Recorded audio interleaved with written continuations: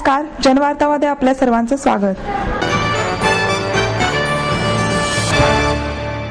समाजातील इतर घटकांच्या सोबत वंचितांना आणण्याकरता त्यांच्यापर्यंत ज्ञान पोहोचणारे पर्यावरण व्हायला हवे, असे मत ज्येष्ठ विचारवंत डॉक्टर साळुंखे यांनी व्यक्त केलं। अण्णाभाऊ साठे साहित्य परिषद आणि क्रांतिगुरू लहुजी साळवे सामाजिक प्रतिष्ठानतर्फे आयोजित तिसऱ्या राज्यस्तरीय अण्णाभाऊ साठे साहित्य संमेलनाच्या उद्घाटन प्रसंगी डॉक्टर साळुंखे बोलत होते। यावेळी ज्येष्ठ साहित्यिक डॉक्टर आनंद यादव, रवींद्र माळवतकर, अण्णाभाऊ साठे विकास महामंडळाचे अध्यक्ष रमेश कदम, प्राध्यापक विठ्ठल भंडारे, चंद्रकांत देवणीकर, चंद्रकांत वानखेडे, स्वागताध्यक्ष ॲडव्होकेट श्रीधर कसबेकर, बाबासाहेब जाधव उपस्थित होते। डॉक्टर यादव म्हणाले, भाषा शुद्ध किंवा अशुद्ध नसते, एकमेकांशी संवाद साधताना समोरच्या व्यक्तीपर्यंत आपण मांडलेले विषय पोहोचणे महत्त्वाचे असते।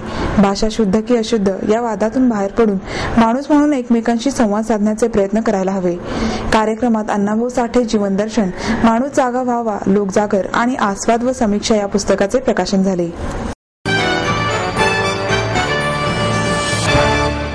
हिंदू जनजागृती समितीच्या वतीने हिंदू कार्यकर्त्यांना नजरकैदेत ठेवून अपमानास्पद वागणूक दिल्याच्या निषेधार्थ जिल्हाधिकारी कार्यालयासमोर निदर्शने करण्यात आली। हिंदू जनजागृती सभेचे महाराष्ट्र समन्वयक सुनील गणवट, पराग गोखले, समस्त हिंदू आघाडीचे राजेंद्र बेंद्रे, हिंदू एकता आंदोलनाचे राजाभाऊ देशपांडे, सुनील शिर्के, वारकरी संप्रदायाचे ह.ब.प. मोकाशी महाराज, अनिल देसाई उपस्थित होते। गणवट म्हणाले, पुरातत्व विभागाने धार येथील भूशाळेत मुस्लिमांना 2 तास नमाजाचा आणि हिंदूंना पूजेचा अधिकार दिला आहे।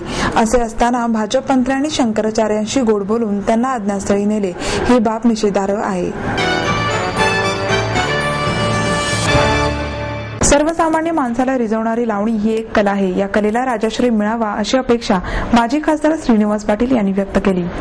पठ्ठे बापूराव प्रतिष्ठान व सांस्कृतिक कला मंडळाच्या वतीने 15वा शाहीर पठ्ठे बापूराव पुरस्कार सोहळा व लावणी महोत्सव बालगंधर्व रंगमंदिर येथे झाला। महापौर वैशाली बंडकर यांच्या हस्ते लावणी सम्राज्ञी संजीवनी मुळीनगरकर यांना शाहीर पठ्ठे बापूराव पुरस्कार प्रदान करण्यात आला।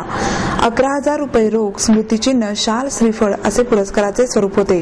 प्रसिद्ध ढोलकीपटू बुवा डावळकर यांना बापूसाहेब जिंतीकर यांच्या स्मरणार्थ 5,000 व स्मृतिचिन्ह देऊन गौरवण्यात आले।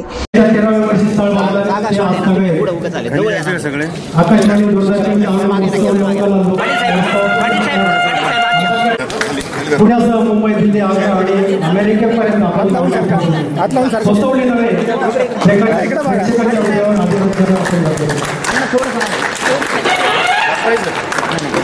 आपल्या गोष्टीच्या लावणीच्या अनेक सिरीज प्रकाशित झालेल्या आहेत। आपण लावणीबरोबर एक मिनिट सुद्धा मोहन जोशी बरोबर काम केलेलं आहे।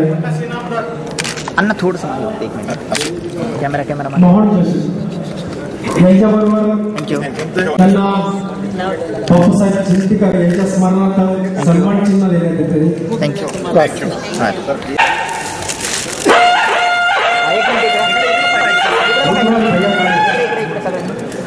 अखिल महाराष्ट्र भातुकोलटी समाज अध्यक्ष म्हणून या प्रसंगी आमदार महादेव बाबर, माजी महापौर माऊली शिरवळकर, ज्येष्ठ कवयित्री प्रतिभा शाहू मोडक, रंगकर्मी जयमाला इनामदार, प्रतिष्ठानचे अध्यक्ष शहाजीराव पाटील, जयप्रकाश वाघमारे, तात्या नकाते, ज्योतिबा उबाळे, किरण गोटे, भरत हगवणे, जांभरे, बापू जगताप आदी मान्यवर उपस्थित होते।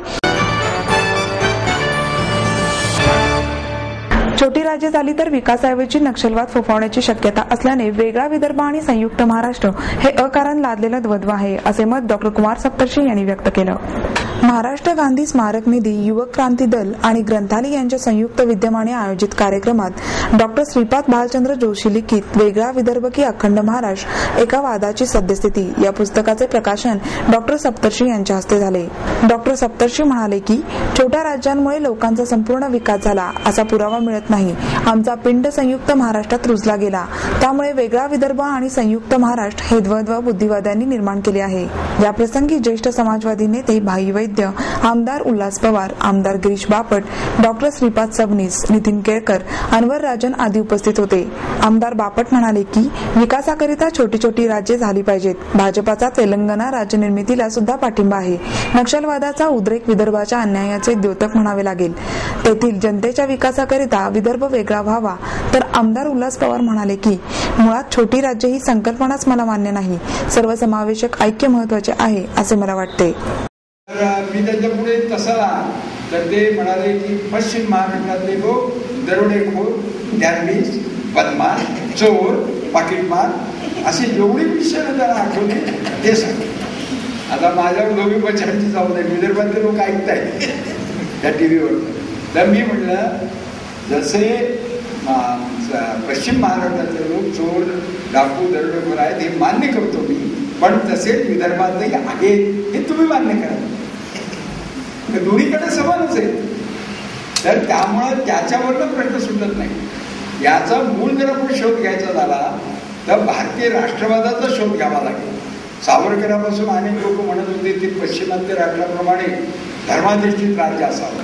जोसेफ मॅलेनीची भूमिका म्हणजे सलग भूमी, सलग धर्म, सलग वंश असं त्यांची सलग होती. भारतामध्ये असं सलगतेचं शोधून घेता येतं. सुशील माधव न्यासच्या वतीने एसटी महामंडळाचे माजी अध्यक्ष सुधाकर परिचारक यांना भक्तिसेवा पुरस्कार प्रदान करण्यात आला. श्री सुधाकर दत्त परिचारक भक्ती आणि सेवा या दोन्ही भावना केवळ श्री सुशीलाताई आणि सुधाकर यांनी काढलेले माधवराव देशपांडे या उभयतांच्या मनात सदैव ओतप्रोत 2013चा भक्तिसेवा पुरस्कार आपल्याला प्रदान करण्यात सुशील माधव न्यासाला अतिशय आनंदाचे आहे. विनीत विश्वस्त सुशील माधव न्यास पाठक यांच्या शुभास्ते पुरस्कार कृतार्थ होणं म्हणजे काय. यावेळी गदिमांचे चिरंजीव आनंद माडगुळकर व न्यासचे अध्यक्ष राधाकांत देशपांडे उपस्थित होते. मानपत्र, सन्मान चिन्ह, 5,000 रुपये असे पुरस्काराचे स्वरूप होते. सध्या मिशनपेक्षा कमिशनकडेच कल वाढल्याने जाणीवा संपल्या आहेत. भक्ती आणि सेवा ही मूल्ये आहेत जी कोणी कोणाला देऊ शकत नाही, ते गुणसूत्रांमध्येच असावे लागते. माणसाचे बदलणे अंतर्मनातील जाणीवातून येते. आज मॅनेजमेंट मेगा इव्हेंट शिकवतो, मात्र माझ्या मी पणाच्या जाणीवेची खोलीच हरवली आहे. त्यामुळे जगण्याचे व्यवस्थापनच उरलेले नाही, असे मत संत साहित्याचे अभ्यासक डॉक्टर यशवंत पाठक यांनी व्यक्त केले. मिशन पेक्षा आज कमिशन फार वाढलंय. That is problem.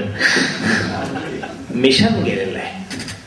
तो दाणा खात नाही, तो त्याच्यातला अर्धा दाणा त्याच्या गळ्यात ठेवतो.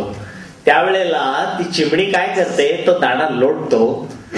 तर ती दाणा ज्या वेळेला लोटते त्यावेळेला हा इकडून अर्धा दाणा तिच्या तोंडात घालत असतो. शिकवलेलं नाहीये. याला अनुभूती म्हणतात. आणि तो दाणा घातल्यानंतर हळूहळू मोठा होतो, त्याला पंख फुटतात. आणि ज्या वेळेला चिमण्याच्या लक्षात येतं की आता ह्याला पंख फुटणार आहे, म्हणून तो त्याच घरट्याच्या उंबरठ्यावर उडायला उभा राहतो. त्यावेळेला चिमणा तिकडून दाणा जेव्हा त्याला आणतो त्यावेळेला तो दाणा त्याच्या चोचीतनं खाली ठेवतो आणि तो तिथून जेव्हा पंखांची भरारी घेतो त्यावेळेला ज्ञानोबा म्हणतात त्याच्या पंखातलं आभाळ बघून चिमणीच्या डोळ्यात जे आनंदाचं आभाळ येतं त्याला भक्ती म्हणतात.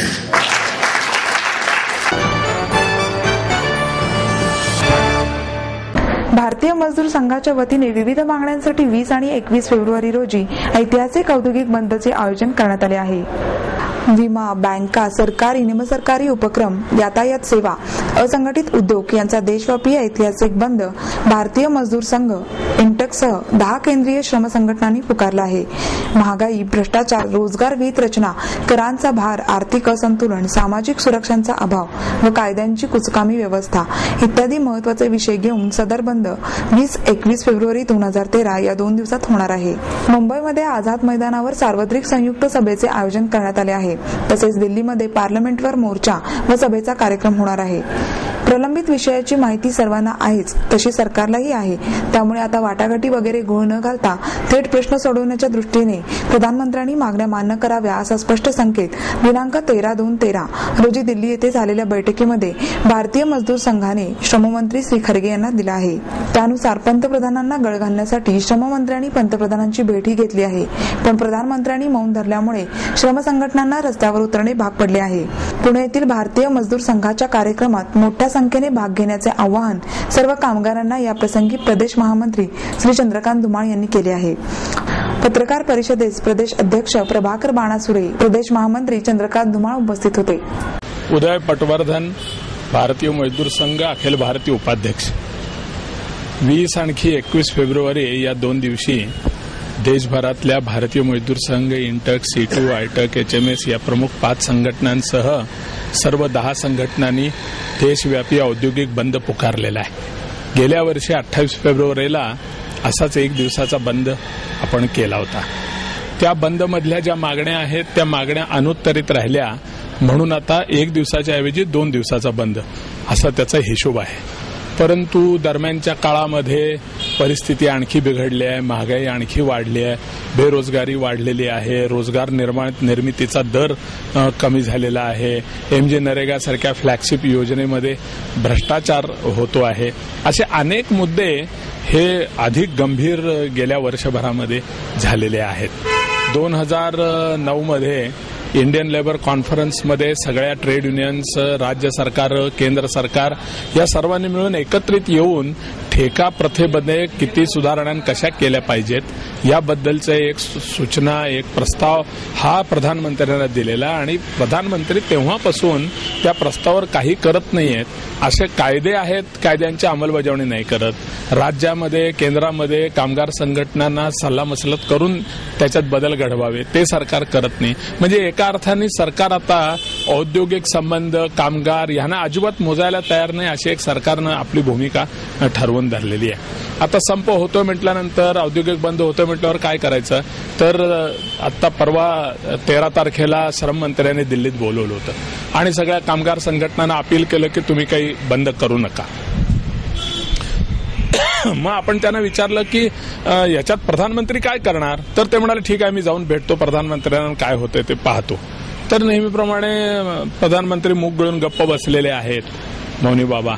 आणि त्यामुळे मग आता हा बंद खरं म्हणजे सरकारने आमच्या डोक्यावर लादलेला आहे. नाहीतर वेतनं घालवून आणखी त्रास सोसून उद्योगांचं सुद्धा उत्पादनात खंड करून बंद करावा अशी काय आम्हाला हौस नाही आलेली. परंतु आता तुम्ही समजा पेट्रोलचे दर वाढवता, डिझेलचे दर वाढवता आणि मग रिक्षाची भाडी वाढत नाहीत, टॅक्सीची भाडी वाढत नाहीत. मग टॅक्सी रिक्षा संघटनेने आम्हाला काय म्हटलं की सार्वजनिक यातायात संस्था त्याच्यावर प्रभाव करायचा नाही, लोकांना नाडायचं नाही, हे तुमची भूमिका बरोबर, पण मग आम्ही मागण्या कधी मागणार. तर त्यामुळे त्या पण संस्थांनी देशातल्या अनेक महानगरांच्या मध्ये त्यांच्या संघटनांनी, ज्याच्यात आमच्या पण काही संघटना आहेत, अशा संघटनांनी मिळून या बंदमध्ये सहभागी व्हायचं ठरवलंय. मोलकरणींच्या संघटना सगळ्या देशभर झाल्या, पण मोलकरणींचा कायदा सरकार करत नाही. त्यामुळे देशभरात मोलकरणींच्या संघटना सुद्धा याच्यात सहभागी होणार आहेत. अंगणवाडी, आशा कर्मी 1,000, 2,000 वेतनं देता, 2,000 वर घर चालत नाही हो. मग या कुठल्याही मूळ समस्याला सरकार उत्तर द्यायला तयार नाही, म्हणून हा खरं म्हणजे बंद करायचा आहे. जनतेची जर नाडणूक झाली तर त्याबद्दल आम्ही सगळे दिलगीर आहोत. आणि याबरोबरच आजचे बातमीपत्र संपले. उद्या पुन्हा भेटूया याच वेळी. नमस्कार.